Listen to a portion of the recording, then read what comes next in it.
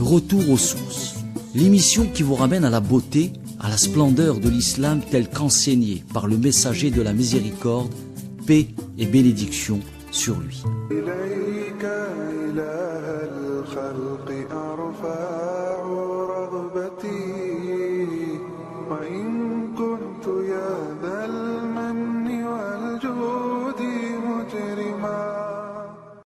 بسم الله الرحمن الرحيم الحمد لله رب العالمين وصلى الله على سيدنا محمد وعلى آله وصحبه والتابعين وبعد السلام عليكم ورحمة الله وبركاته. ابن عطاء الله السكندري dit الناس يمدحونك لما يظنونه فيك فكن أنت ذاما لنفسك لما تعلمه منها. Les gens te louent pour ce qu'ils t'imaginent être, blâme alors ton âme pour ce que tu connais d'elle. En commentant cette maxime, feu Cheikh Mohammed Saïd Ramadan al-Bouti rahimahullah ta'ala a dit « Les gens voient en toi les signes de l'obéissance à Dieu et ton rapprochement de lui, mais ils ne sont pas à même de percevoir les privilèges qu'en tire ton âme et l'usage qu'elle en fait pour parvenir aux bienfaits de ce monde. Les gens voient ton engagement dans des œuvres humanitaires fort louables ou dans des activités caritatives, mais ne voient pas ce qui se cache au fond de ton âme, comme haine, envie, arrogance et attachement aux jouissances de ce monde et son apparat.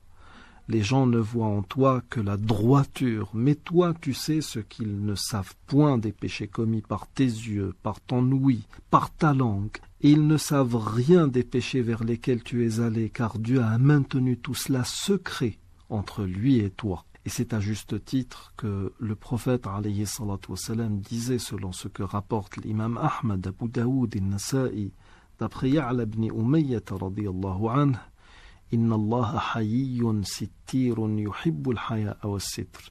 Dieu est pudique et protecteur et il aime la pudeur et la protection, ou bien la pudeur et la décence. Mais quoi qu'il arrive, chacun de nous sait ce qu'il vaut réellement et chacun de nous sera son propre témoin à charge le jour du jugement dernier. Dieu dit au verset 14 et 15 de Surat al-Qiyamah « Balil insanu ala nafsihi basirah » mais l'homme sera un témoin perspicace contre lui-même, quand même il présenterait ses excuses. C'est pour cela qu'Ibn Ata'illah al-Sakandari dira إذا أطلق الثناء عليك ولست بأهل فأثني عليه بما هو أهله.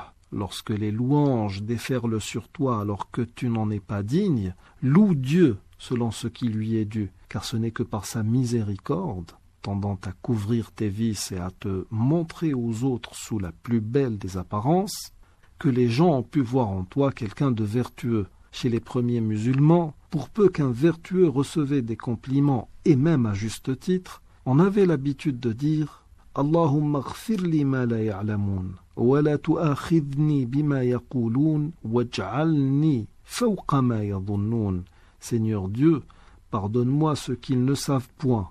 Ne me tiens pas rigueur de ce qu'ils disent à mon sujet et rends-moi meilleur que ce qu'ils pensent de moi. Pour clore, méditons ce verset de Sourate Safat se rapportant à l'annonce d'Ibrahim alayhi salam à Ismaël alayhi salam quand il reçut l'ordre de l'immoler. فَلَمَّا بَلَغَ مَعَهُ السَّعْيَ قَالَ يَا بُنَيَّ إِنِّي أَرَى فِي الْمَنَامِ أَنِّي أَذْبَحُكَ فَانظُرْ مَاذَا تَرَى قَالَ يَا أَبَتِ افْعَلْ مَا تُؤْمَرُ ستجدني إن شاء الله من الصابرين.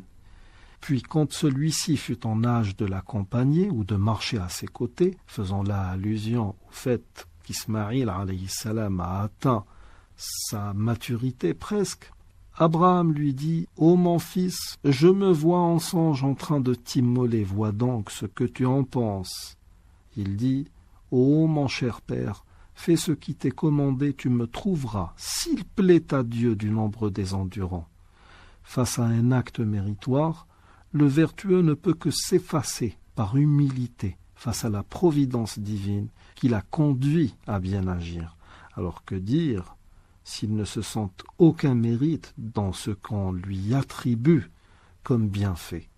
Nous arrivons au terme de cette émission. Je vous remercie de l'avoir suivi. Assalamu alaikum wa rahmatullahi wa barakatuh. قلبي